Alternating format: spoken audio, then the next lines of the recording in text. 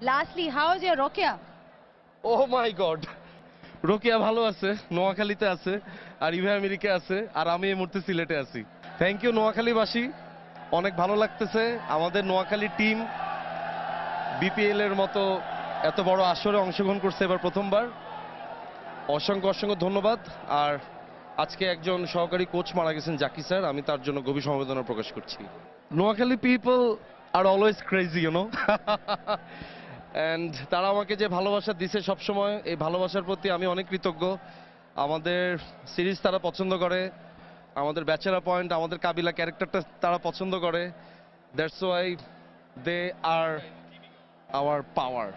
আমি খুব আশাবাদী যে নোয়াখালী এবার ইনশাল্লাহ একটা কিছু করে ফেলাইব এবং এমন একটা জিনিস ঘটাইব যেটা আসলে নোয়াখালীবাসী খুব বড়ভাবে উদযাপন করবো জিনিসটা।